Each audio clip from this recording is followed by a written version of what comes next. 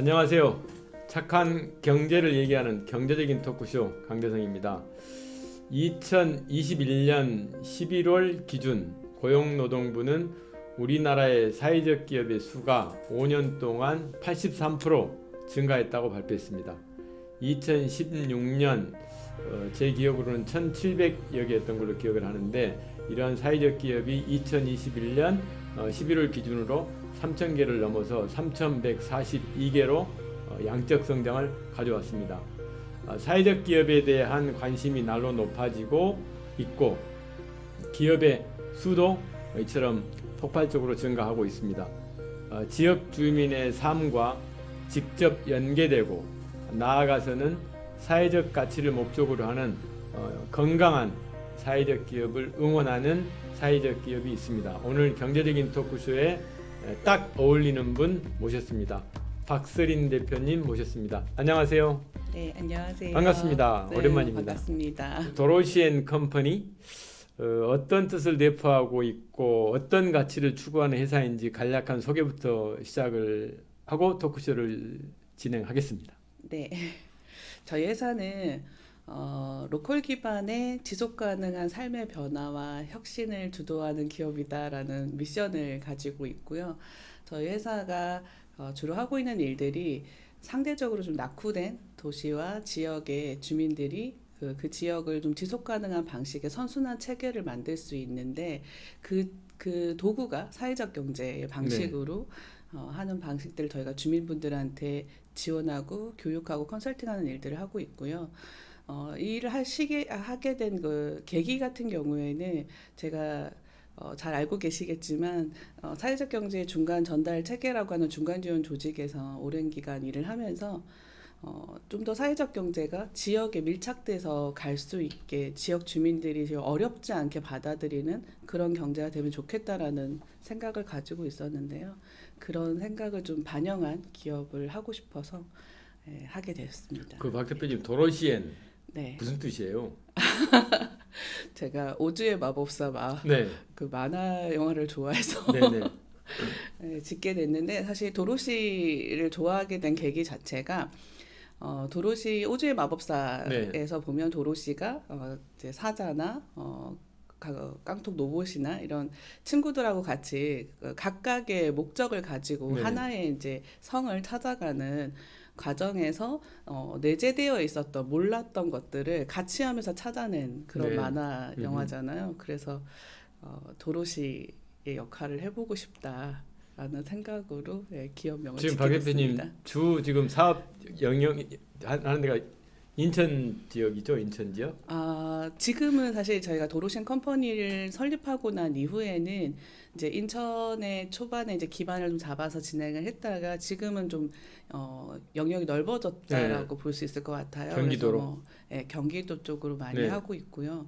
그리고 이제 작년 같은 경우에는 재작년 강원도까지. 이제 아까 이제 지역 어떤 재생, 이제 도시 재생 뭐 이런 이야기 많이 하셨는데, 네.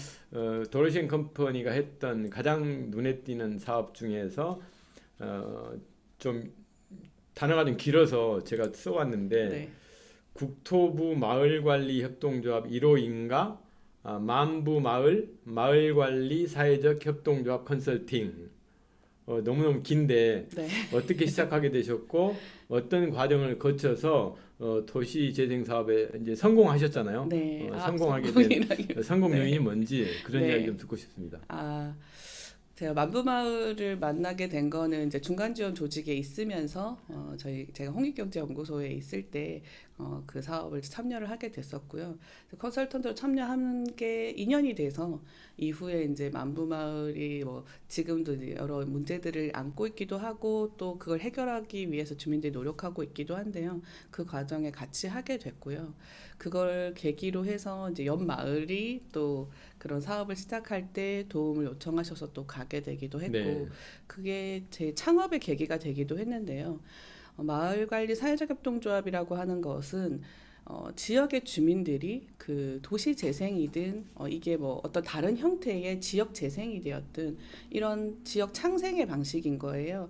그래서 지역의 문제들을 기존에는 관에서 주도해서 문제 해결을 해왔다고 하면 그 문제 해결을 주민들 스스로가 네. 인식하고 바꿔낼 수 있게 하는 방식인데요.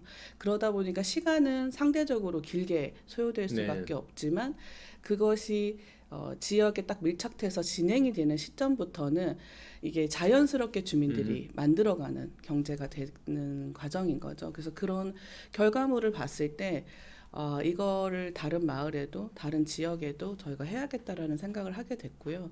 저희의 성공 요소라고 한다면 네. 저희가 이제 조금 빠르게 기업 안착을 좀 한 편인데 그 지점에 있어서는 저희는 요소는 하나다라고 생각하는데요. 지역 주민분들이 어떤 생각을 가지고 이 일을 시작하는지에 대한 공감대, 공감대. 네, 그것이 저희 회사가 가지고 있는 강점이다 생각하고요.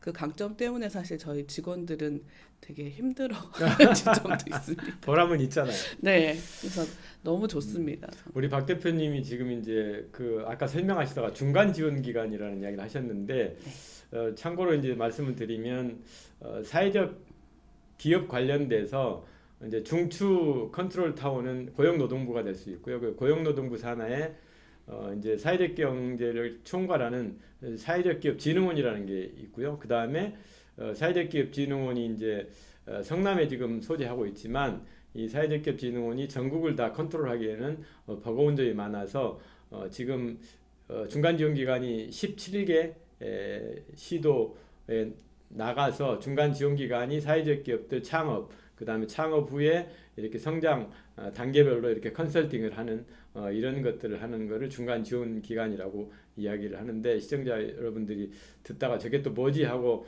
네이버 검색하실까봐 제가 설명을 좀 드렸습니다. 자, 다음 질문 좀 드려보겠습니다. 아까 이제 강원도까지 가셨다 그러는데 보니까 강원도 정선군 사북 뭐 탄광촌이라고 저는 네. 그것밖에 생각이 안 나요. 강원도 사북 그러면 정말 옛날에 광부들 매몰돼 가지고 구조했고 막 이랬던 스토리도 있었던 것 같은데 거기 철원 정말 보면 서울에서 보면 그분들이 들으면 서운할지 모르지만 오지잖아요. 오지까지 할 수 있는데 사실은 이런 곳이 우리 같은 사회적 경제 조직 구성원들의 손길이 더 필요한 곳이라고 저는 생각을 해요. 그래서 어떻게 사업을 그 오지까지 가서 진행을 하셨고 거기서 또 어떤 임팩트를 만들어냈는지 그것도 소개를 좀 해주시죠. 네. 제가 창업하고 강원도하고 인연이 생겨서 저도 강원도 사북이라고 하는 정선 사북은 저도 처음 가봤어요. 네. 처음 갔었는데 탄광촌이고 그리고 굉장히 뭔가 제가 상상하던 사북은 좀 낙후된 지역이지 않을까라고 상상하고 갔는데 생각보다 굉장히 도시화되어 있어서 깜짝 낭만이 있는 놀랐던 지역이에요. 낭만이 가득한. 네, 그래서 그런 지역이었는데 그게 아마도 이제 강원랜드라고 하는 네. 이제 그곳이 생기고 그 마을의 경제적인 거 그리고 환경적인 거 여러 부분들이 많이 바뀌어 있구나. 그래서 그 주민들에게 굉장히 뭔가 짧은 역사 안에서 많은 것을 변화했겠구나라는 것을 마을 입구에 들어서면서부터 조금 느낄 수 있었던 마을이었던 것 같고요. 너무 감사하게도 저희를 또 찾아주셔서 제가 사북까지 가게 됐는데요. 주민분들이 원하는 것은 조금 더 주민들이 주도해서 우리가 우리 마을을 좀 알려낼 수 있었으면 좋겠다라는 것이 굉장히 좀 강한 부분이 있었고요. 대체로 이제 강원랜드는 한 번쯤은 그 리조트나 이제 정서 많이 다녀오셨을 텐데 마을을 내려와서 생활하다 가시거나 혹은 들러서 가신 경험은 많이 없으실 거예요. 그러니까 그 지역 주민들은 사실 그런 걸 좀 원하는 것 네. 같아요. 강원랜드와 왔다 가는 것이 아니라 우리 마을을 들렀다 가는 그런 마을이 됐으면 좋겠다. 그래서 그 부분에 좀 많이 저희가 도와줄 수 있는 부분들을 찾자라고 해서 시작을 했고요. 협동조합이라고 하는 걸 잘 모르던 주민분들이 사회적 협동조합을 설립해 가는 과정에 저녁마다 모이셔서 교육받으시고 그리고 이제 설립 인가까지 나는 이제 성과가 있었고요. 물론 아직 가야 될 길이 너무 많고 해야 될 것들도 너무 많으시지만 어쨌든 결사체의 협동조합을 만드는 과정에서 굉장히 그 본인들의 자존감도 좀 높아지시고 우리가 뭔가 할 수 있겠구나라는 거가 저희가 심어줄 수 있었던 네. 거가 좋은 성과였다고 생각하고요. 그리고 이제 그 작년에 저희가 갔던 곳이 강원도 철원이었는데 네. 철원 같은 경우도 그렇게 북한과 저희가 가깝게 산다라는 것을 체감하지 못했는데 네. 철원의 주민분들 만나고 그 지역을 저희가 조사하는 과정에서 굉장히 가깝구나. 그걸 좀 느끼게 됐고 그 역사들이 그곳에 다 이렇게 담겨져 있고 스며져 있다라는 거. 그래서 저는 이게 지역 일을 하다 보면 이런 게 저희 강점이 되기도 하고 이제 저희가 그 역사들을 또 알게 되는데 이걸 또 저희가 전파할 수 있는 네. 계기가 돼서 또 좋기도 한데 철원은 저희가 좀 긴 시간을 같이 호흡을 맞췄어요. 작년 2월부터 저희가 거의 11월까지 그 마을을 같이 이제 사업을 만들어 갔는데요. 아주 초창기 때 진짜 사회적 기업, 뭐 협동조합 이런 단어 자체도 생소한 네.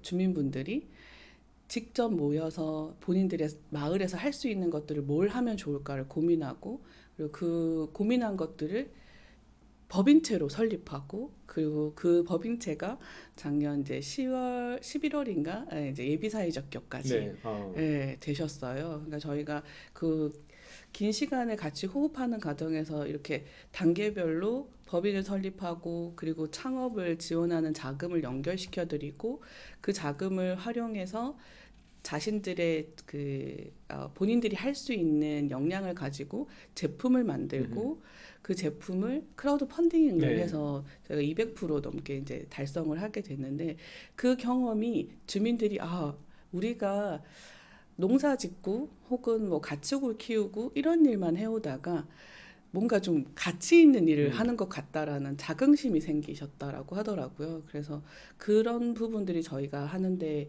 되게 보람되고 그 철원 같은 경우에는 저희도 지금 끝내고 나서도 되게 보람됐던 마을이기도 합니다. 아까 이제 정선 이야기하는데 뭐 이건 토크쇼하고 조금은 벗어난 이야기일 수 있는데 이제 거기 전당포가 몇 개 많다고 그래요. 전당포가 차를 몰고 설레임을 가지고 가잖아요. 전당 가서 이제 카지노하다가 탕진하면 차를 전당포에 맡기고 그런데 그 차는 절대 찾아가는 사람이 없다는 거예요. 왜 그러냐? 돈을 왕창 따면 새 차를 몰고 가고 완전히 망가뜨리면 이제 차를 그냥 인제는 잊어버리는. 그래서 거기서 그 돈을 왕창 잃은 사람들에 대한 어떻게 하면 마음 치료 이런 것도 참 중요할 것 같은데 이거는 뭐 그 이제 그쪽 계시는 분들이 그런 걸 좀 더 디벨롭하면 어떨까 하는 생각이 들어서 저도 말씀드렸는데 그런 부분들을 좀 할 수 있는 청년들이 좀 정선이나 이런 곳에 관심을 가지고 이제 좀 수도권에만 머문다기보다는 지역을 가서 그 지역의 문제들을 해결하는 데 좀 같이 기여하면 좋겠다. 제가 정선 갔을 때 좀 조금은 안타까웠다라 생각한 게 거기 청년들이 있긴 있어요. 근데 그 청년들이 너무 많은 일을 해요. 그래서 청년이 지역에 없다 보니까 그 청년 이제 예비사회적 기업이 있었는데 그 청년들이 너무 많은 곳에 불려다니니까 거의 스케줄을 뺄 수가 없을 정도로 그래서 일이 많다라는 거, 그 니즈가 많다라는 것을 좀 서울 수도권에 있는 청년들도 좀 발견해서 가면 시골에 좋겠다. 가면 일자리가 많은데. 진짜 자동차 얘기하셨는데 저도 폐교 앞에 자동차가 엄청 많이 대져 있어서 저 자동차들이 뭐냐고 물어보니까 말씀하셨던 그런 거였어요. 그 아카데미 하시잖아요. 아카데미 주로 어떤 과정인지 궁금하고 이제 제가 이제 주로 아카데미 하는 과정에 가서 이렇게 강의를 하러 가보면 이제 두 가지 부류가 있는 것 같아요. 그러니까 정말 간절함을 가지고 이렇게 내가 비즈니스 모델을 여기서 세팅을 해서 창업을 해야 되겠다는 그룹. 또 한 그룹은 이제 대체적으로 은퇴자들이 이제 그런 그룹에 있는데 그냥 사회적 경제 창업하면 정부가 보조금 준단다. 그러니 내 퇴직금은 이건 안 망가뜨려지겠다. 그 다음에 가서 시간 보내기 좋겠다. 뭐 가서 보니까 커피도 주고 뭐 쿠키도 주고 이렇게 내 돈 들어가는 거 없고. 그러니까 이제 그 간절함 가지고 비즈니스 모델을 만들어가는 계층. 또 하나는 그냥 그 기간 10주면 10주 기간 동안에 그냥 창업에는 조금은 관심이 좀 덜하는 이런 그룹들이 있는 것 같은데 아카데미 해보시니까 어떠셨어요? 말씀하신 대로 딱 그렇게 좀 나누어지는 것 네. 같습니다. 근데 저희가 아카데미 할 때의 목표는 그런 절실함을 가지고 오시는 분 이외에 그래도 사회적 경제라고 하는 것을 한번 가서 들어볼까? 네. 라는 하는 마음으로 오시는 분들, 음. 그분들이 우리가 하는 이 사회적 경제가 별반 엄청 다른 경제가 아니고, 그리고 그 정부의 지원금이라고 하는 그 사탕 발림의 네. 이 마케팅 전략으로 사실 정부가 육성하기 위해서 많이들 얘기하는데 실상을 많이 이야기해드립니다. 실상 사회적 경제 기업들이 직접적인 재정 지원을 통해서 물론 성장하는 과정에 도움이 되죠. 안 되지 않습니다. 근데 중소기업을 지원하는 정책과 사회적 경제를 지원하는 정책이 아주 다르지 않습니다. 네. 그래서 그런 부분에서 이제 얘기를 좀 많이 현실성에 대한 얘기들도 좀 드리면서 저희가 사실 강조하는 거는 우리가 하는 비즈니스는 말씀하신 대로 사회 문제를 기반으로 하는 것이거든요. 이 사회 문제가 우리 지역 사회에서 어쨌든 해결해야 되는 과제라는 거예요. 네. 이 해결해야 되는 과제를 비즈니스로 풀어가면서 우리는 어느 정도의 부자가 되지 못할 수 있겠지만 이걸 해결하는 과정에서의 일정 정도의 소득이 발생이 되고 그리고 그 발생된 소득에서 또 비즈니스가 가동되는 과정에서의 사회 문제가 해결되는 그런 지속 가능한 경제를 하는 것이다라는 지점에 초점을 맞추고 진행을 하다 보니까 아카데미에 참여하셨던 분들이 중간 정도 돼서 저희가 아이템에 대한 발표를 네. 시켜드리면 처음에는 아무 생각 없이 왔다가 이거 뭔가 우리가 이 마을 내에 우리 지역 내에 뭔가 해야 되겠구나라는 네. 생각이 생겼다라고 얘기하시는 분들이 많으세요. 저는 그게 저희가 진행하는 아카데미의 핵심이다. 저 정도면 우리 아주 훌륭하게 성과가 있다. 아카데미를 진행했다라고. 대표님 사회적 경제 이제 몸담으신 지 한참 되셨잖아요. 10년 넘고 그러셨죠? 네, 지금까지 되돌아보면 정말 힘들었던 때가 언제셨어요? 정말 힘들었던 때는 제가 지역자활센터라고 하는 저소득층들의 자립을 지원하는 지역자활센터에서부터 사업을 시작했는데 2005년도였어요. 그때가 2005년부터 지금까지 오는 과정에서 제일 힘들었던 건 사실 이렇게 민간에서 뭔가 주도하고 협력해서 뭔가를 만들어내는 과정들을 했는데 이게 수치로밖에 인정되지 못할 때 정량적인 수치 그래서 매출이 얼마 그래서 몇 명을 고용했냐 이런 걸로만 평가될 때가 사실 제일 힘들었던 것 같고요. 그 정량적인 것을 굉장히 강조하던 또 시기가 있었어요. 그러니까 그런 시기 때는 이걸 해야 하나? 우리도 정말 이 영역 안에서 지치지 않고 계속 할 수 있을까? 이런 고민들을 했었던 것 같고요. 근데 그래서 최근 이제 사회 가치를 측정하는 그런 지표가 개발되고 고용노동부가 그런 지표를 발표하고 이후에 그 지표에서 뭐 우수나 탁월이 나온 기업들에게 지원 제도를 만들고 저는 이런 부분들이 굉장히 되게 좋다. 향후에도 사회적 기업들이 좀 힘내서 뭔가 할 수 있는 그래서 우리가 비즈니스 할 때도 사실 굉장히 혼란스러워요. 네. 비즈니스를 하다 보면 사실 먹고 사는 생계의 문제가 우리에게도 왜 없겠습니까? 생계의 문제에 부딪혔을 때 그걸 슬기롭게 헤쳐나갈 수 있게끔 정책의 기반이 마련되어 있다면 기꺼이 사회 가치를 중심에 둔 비즈니스를 선택하고 그런 방식의 미션을 내서 벗어나지 않으려고 노력할 것 같거든요. 그래서 그런 사회가 되면 사실 힘들지 않게 그래도 할 수 있지 않을까 생각합니다. 그 이제 아까 철원 이야기 나왔으니까 우리 박 대표님이 이제 활동 이제 범주가 이제 강원도까지 경기도에서 강원도까지 이렇게 되니까 통일 후에 북쪽의 어떤 사회적 경제를 통한 지역 활성화 이런 고민도 지금부터 좀 해보시는 게 좋을 것 같아요. 대한민국 사회적 경제를 위해서 항상 연구하고 노력하는 우리 박서린 대표님 같은 분이 계셔서 사회적 경제의 앞날이 저는 밝다고 생각을 합니다. 계속해서 우리 박서린 대표님과 도로시앤 컴퍼니의 발걸음을 응원하겠습니다. 오늘 귀한 말씀 감사합니다. 네, 고맙습니다. 감사합니다. 사회적 경제는 사회 문제를 비즈니스 방식으로 해결하는 것입니다. 따라서 경제적 가치와 사회적 가치를 동시에 추구를 해야 합니다. 사회적 기업을 창업하는 과정에는 사회적 경제 생태계 내에서 많은 지원을 받을 수 있습니다.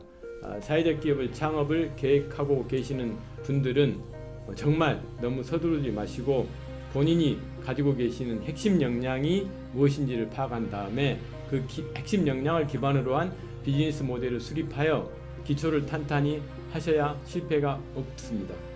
도로시앤 컴퍼니와 같은 지원 기관이 전국에 산재해 있습니다.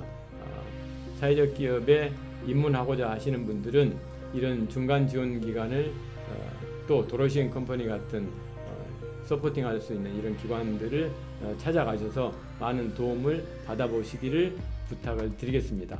마치겠습니다. 고맙습니다.